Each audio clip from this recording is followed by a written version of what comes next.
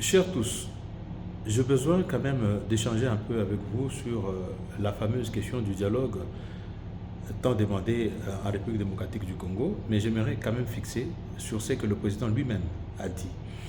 Est-ce que le président a-t-il confirmé qu'il y a dialogue? Non. Le président a parlé au conditionnel par rapport à un souhait, par rapport au bruit entendu à propos d'un certain dialogue qui serait demandé. Pourquoi a-t-il parlé au conditionnel selon moi? Il utilise le conditionnel parce qu'en fait, le dialogue, au sens strict du terme, ne devait faire l'objet que de sa convocation, que lui-même puisse prendre l'initiative. Or, pour prendre l'initiative, il faut avoir des bonnes raisons pour que ce dialogue-là puisse avoir lieu. Mais à ce stade, le président de la République ne voit pas en quoi ce dialogue serait important. C'est pour cela que reprenant les éléments de tous ceux qui le souhaitent, de tous ceux qui parlent du dialogue, il parle en réponse pour dire que le dialogue, il n'est jamais une mauvaise chose pour parler du dialogue. C'est une très bonne chose parce que tout le monde reste ouvert au dialogue. Mais simplement, le dialogue doit avoir un contenu pour qu'il soit soutenu. Et le dialogue comporte plusieurs formes. Il est possible que quelqu'un se lève un matin, il demande, il sollicite une audience auprès du président de la République parce qu'il estime qu'il a quelque chose à proposer au président de la République. Et le président de la République, selon le calendrier, celui qui est disponible, il peut recevoir cette personne, selon qu'elle serait une personnalité, une grande personnalité, et cette personne peut échanger avec le président sur n'importe quel sujet d'intérêt national. Et le président peut prendre compte selon que cela peut l'exiger.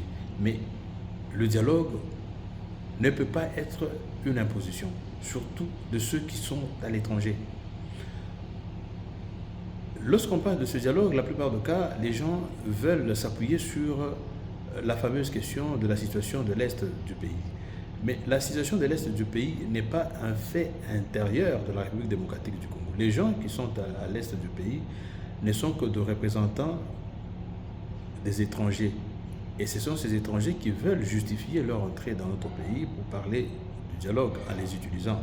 En réalité, le dialogue n'est pas, à ce stade en tout cas, ne devait pas avoir de sens interne à la République démocratique du Congo. Par contre, ceux qui sont utilisés pour pouvoir parler de ce dialogue essaient de faire du raccordement frauduleux en utilisant, pour la plupart des cas, la haine, parce qu'ils sont jaloux du président, soit alors ils sont tout simplement des gens qui manipulent le tribalisme pour essayer de se repositionner.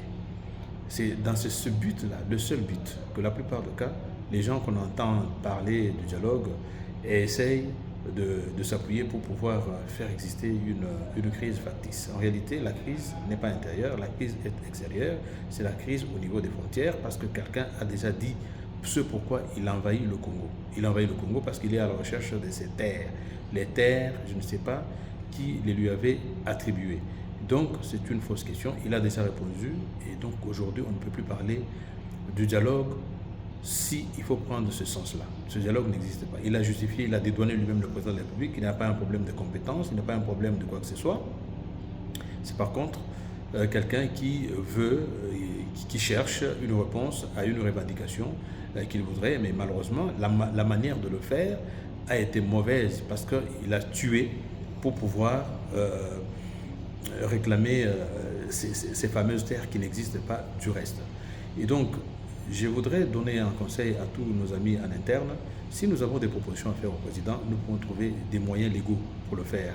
C'est pour cela que nous avons été élire, même si nous ne sommes pas d'accord avec la majorité de ceux qui sont à l'Assemblée nationale à l'idée qu'ils ne font pas le travail tel que nous l'avons souhaité, mais ça reste le moyen, un des canaux par lequel nous, en tant que peuple, nous pouvons faire entendre notre voix. Mais également, nous pouvons utiliser d'autres moyens pour pouvoir nous faire entendre selon que nous avons des revendications, lesquelles revendications restent dans la légalité. Mais pour l'instant, je ne peux pas imaginer un seul instant qu'on puisse réclamer un dialogue en faisant le lien avec ce qui se passe à l'Est. Donc la question de l'Est est une question tout autre.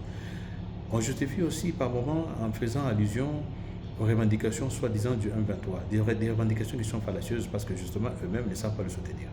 Le 1-23, je rappelle, s'ils sont à Doha, comme certains le croient, en disant que non, bon, voilà, vous refusez de négocier avec le 1-23, alors que qu'est-ce que vous faites avec eux à Doha? Non, Doha est une suite de ce qui avait commencé à Nairobi, parce que les M23 ont pensé qu'eux-mêmes avaient des revendications particulières qui étaient différentes des revendications des autres groupes armés qui avaient accepté d'aller au processus de Nairobi. En réalité, après tout le temps qui s'est écoulé, on a bien compris que les revendications dont ils faisaient allusion ne sont qu'une prolongation où ils ne sont fait passer que des porte-voix de M. Kagame pour réclamer ce que lui, Kagame, voulait bien depuis longtemps, donc envahir le Congo pour des raisons obscures, notamment la fameuse question, la farce, j'ai envie de dire, de la fameuse terre qu'elle rechercherait au Congo. Donc ceux-là ne portent que ces germes-là. Malheureusement, parmi eux, il y a eu des Congolais qui ont été corrompus et qui ont été amenés là pour essayer de ramener la question au niveau du Congo, mais ça n'a rien à voir. Donc il faut qu'on se tranquillise.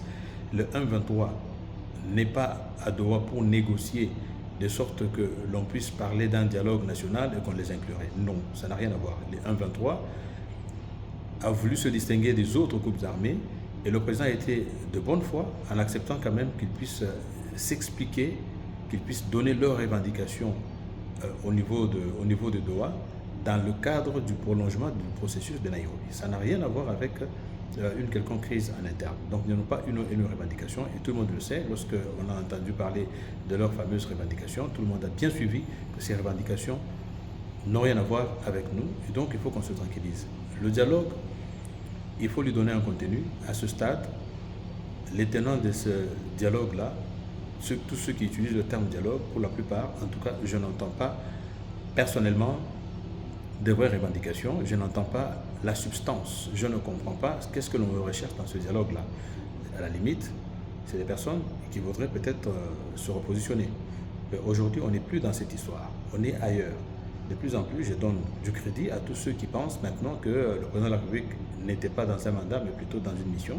Donc, laissons le président terminer sa mission, et quand il termine la mission, à ce moment-là, nous pouvons parler en termes de mandat. Donc, pour nous, j'associe ma voix à tous ceux qui pensent que avant de parler d'un quelconque dialogue, il faut d'abord qu'on termine avec la situation de guerre, recouvrer notre intégrité territoriale, et à ce moment-là, et à ce moment-là seulement, on pourra peut-être penser à parler de quelque chose qui serait en interne, si jamais il y en a, et il faut bien trouver des bonnes raisons. Peut-être ce serait se mettre autour d'une table pour parler de l'avenir du pays. Et on peut se poser cette question, et pour dire des choses sur l'avenir de notre pays, il est possible. Évidemment, lorsqu'il faut parler de cette fameuse constitution qui nous gère, laquelle constitution pour nous est une émanation des belligérants, parce que c'était des négociations sans fondement, mais aujourd'hui on a besoin d'avoir peut-être une constitution qui pourrait régler définitivement certaines questions au Congo, et les questions du Congo, ça peut être au niveau de la territoriale, au niveau des questions ayant trait au mode d'accession au pouvoir quand on est gouverneur. Je voudrais bien avoir un gouverneur nommé plutôt qu'un gouverneur élu, parce que justement ça alourdit la machine. La question, ce serait peut-être voir comment il faut éliminer les fameuses assemblées provinciales qui sont du reste budgétivores. La question, ce serait comment réduire la taille de façon définitive du gouvernement. Ce seraient des questions ayant trait à la suppression pure et simple du Sénat, la réduction sensible des membres qui vont composer le futur Parlement, qui du reste sera monocaméral, la question de mandat présidentiel, mais la question aussi même du régime politique. Moi, je pense que le semi-présidentiel a montré ses limites. Il faut trouver plutôt aller vers un autre régime. Moi, par exemple, je me prononcerai pour un régime présidentiel, et avec bien sûr des garde-fous que nous mettrons à ces sujets. Alors voilà, j'ai voulu m'entretenir un peu avec vous sur ces quelques petits thèmes. Dans un avenir très proche, je crois que je vous reviendrai pour pouvoir partager avec vous mes tribunes dans la réflexion. Merci et à très bientôt.